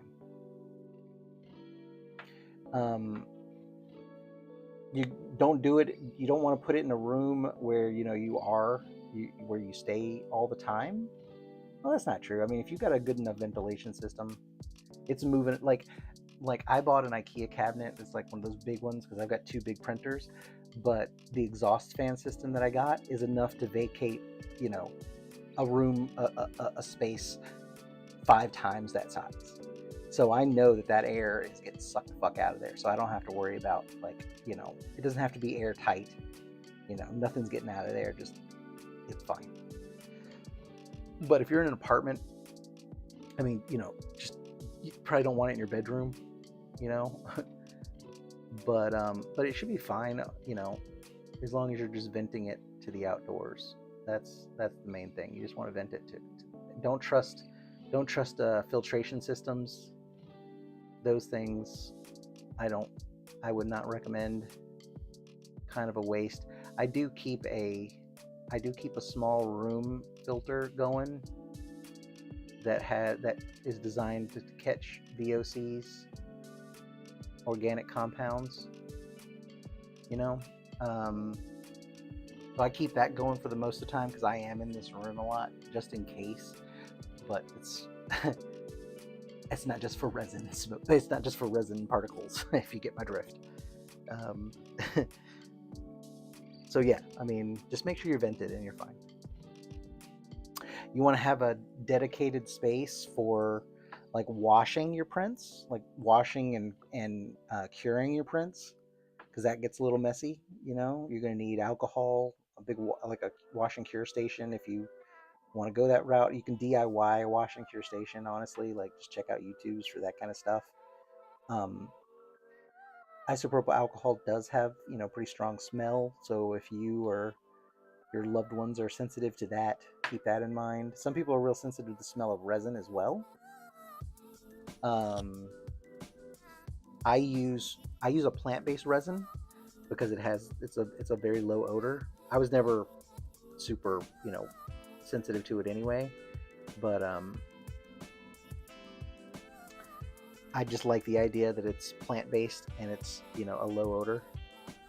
It's probably not. It's probably just some marketing bullshit, but, you know, it sounds good. It makes me feel better. I'm like, oh, it's made of plants.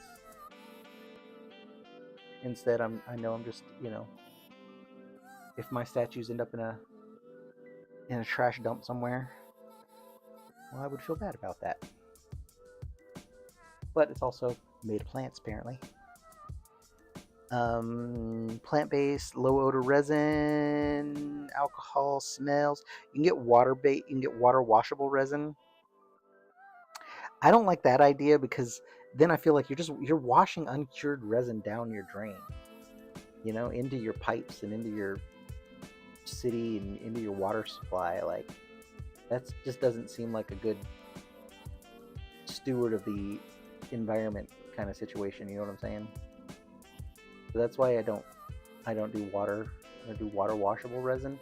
But for an apartment, you know, and for a situation that you're in, that might be a viable option as well. Because then you don't have to worry about the alcohol and the smell and whatever. You need to read up on it though, because I don't think you're supposed to just be pouring that shit down the sink or down the drain. When you're done with it, I think you're supposed to like collect it and put it out in the sun and cure it, and then you can get rid of it, just to deactivate the resin in the water. But it shouldn't smell, so there's that.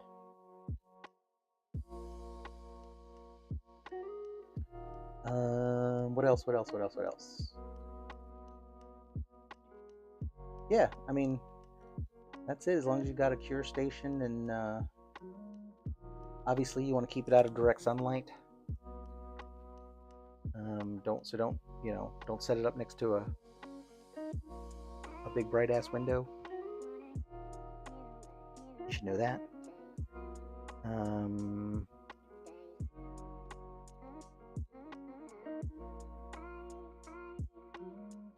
Get a good resin flashlight or a good UV flashlight so you can cure resin in spots by hand. Sometimes a cure station, depending upon what you're printing, like I print kind of big stuff, so sometimes I have problems with my getting stuff to fit in my cure station.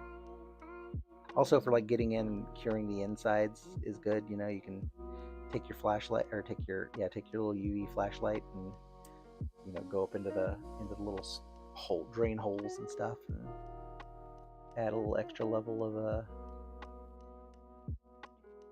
curing on the inside. I usually don't worry about curing on the inside. I feel like I wash my prints pretty well. I don't really have a problem with, you know, trapped resin draining or anything like that. Some people have had.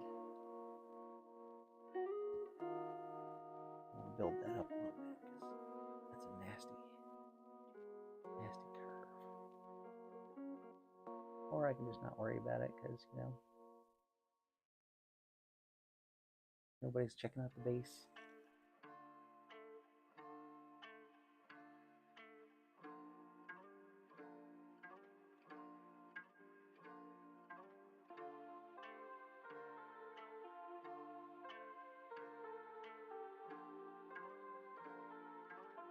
I think I just keep jamming it down in there, trying to make it better, and I think I just keep making it worse. It's really hard to see putting clear putty on top of clear resin. The Elgu Saturn 4. Oh, that's a big boy. Is that a big one? That's a big one. If you've never, well, I mean, you do you. I mean, I can tell you, like I was intimidated by big printers at first, and I'm really glad that I went the way that I did, which was kind of started small and just kind of ramped up, because that taught me to how to deal with like changing the vats and changing the FEP, like doing all the maintenance on the machines. I feel like is on a smaller machine, it's easier. Same principles, it's the same concepts for the large machines and the small machines. But I felt like the small one was a little easier to handle for a beginner.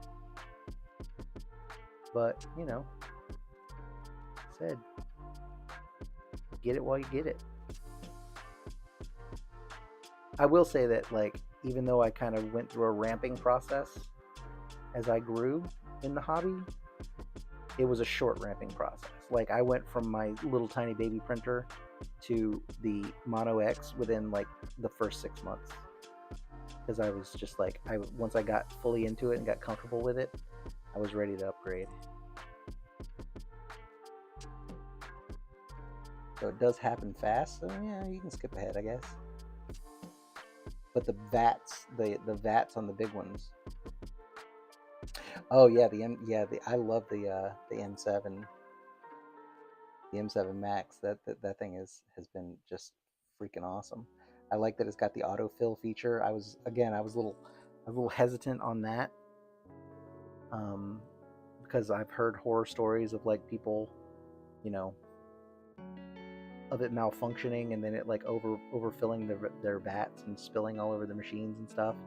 So I've heard some issues with the sensors, but I've had no issues with this printer, other than the first just needing to grind down the plate, needing to sand that down. But after that, it's been fucking champ, man. Love it. It's so fast too. Like, the new printers are so fast. Like the M7 Premium, fuck, it hauls ass, man. Or the M7 Max, it just speeds through these prints. Big ones too.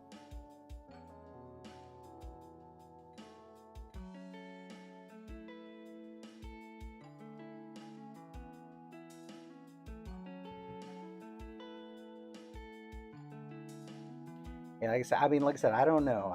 As far as learning on a small one versus a big one, I'm happy. I was happy with the path that I took, because, like I said, it gave me the experience on something small, and it wasn't, you're not as vested, with a small one. If you think you don't want to get into the hassle of dealing with the chemicals and dealing with all the bullshit, and you may bail on it, then it's a much lower cost of entry to start with something smaller.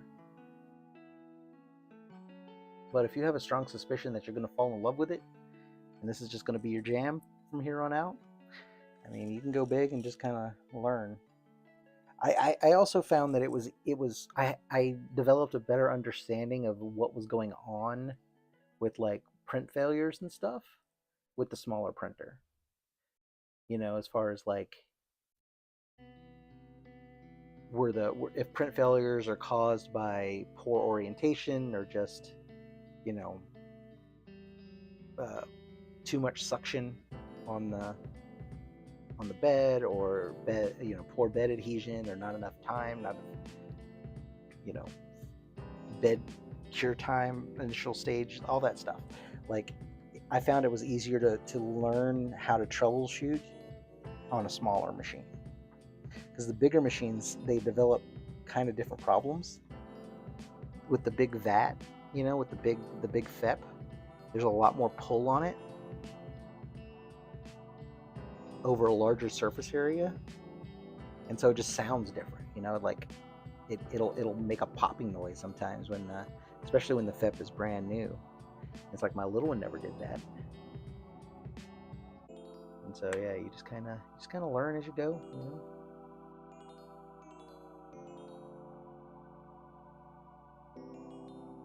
But yeah, I can't tell you guys how much I just truly, truly love this hobby.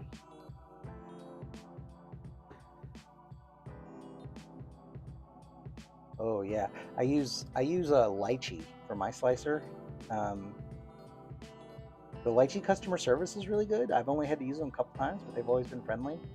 And it was mainly because I was just being an idiot and I didn't know that I could, transfer my license key between a Mac and a PC. But they were happy to, answer my email pretty timely manner, and yeah, I like that slicer a lot. I tried Chitu Box when I started. I just I like the lychee slicer a lot better. I think it was more intuitive, something.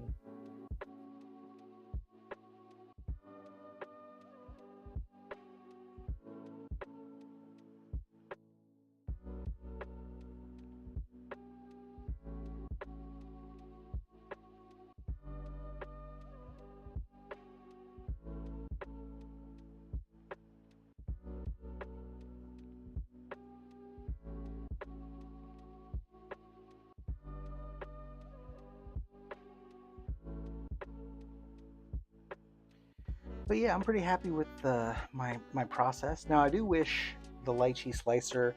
I want to get into putting magnets without having to manually drill them out. I want to set up the magnet holes in the slicer.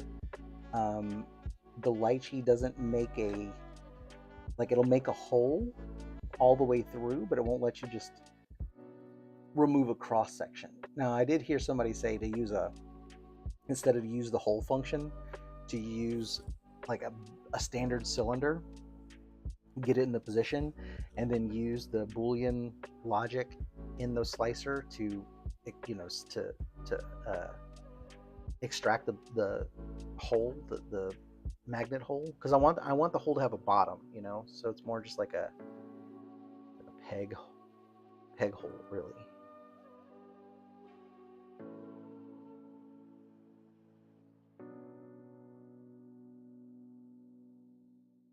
So that would be my only, and I think if I wrote an email to the lychee people, suggest a future upgrade, they would probably like that idea. They could even add it to the thing as magnet hole, a preset a preset number of magnets, because I mean magnets come in a standard sizes, right? 3mm, 5mm, 2.5mm, shit like that.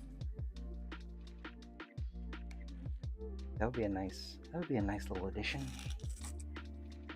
Oh shit. Okay, I gotta stop here in just a few minutes. I gotta go pick up the kid.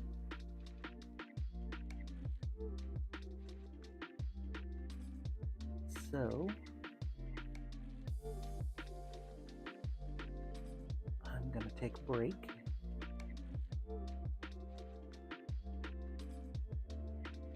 Go and do my fatherly duties. And then I'll be back to doing this.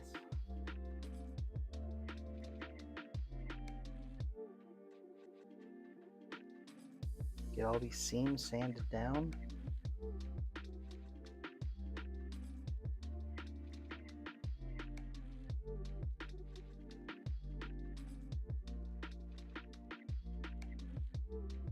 All right, I think this is probably a good place to stop.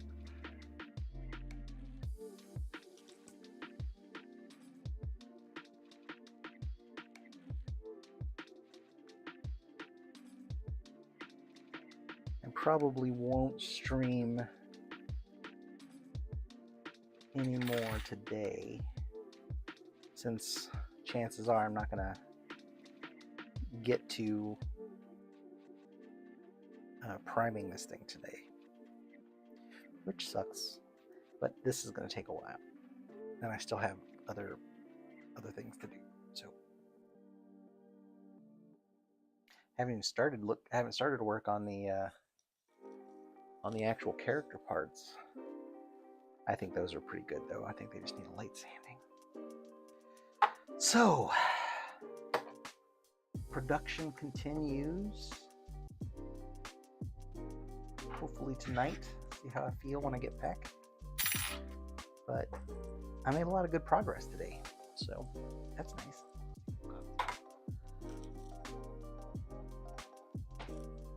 Yep, made a lot of good progress. And I am super happy that this thing just slides off and on. I was afraid that that base was going to be a problem.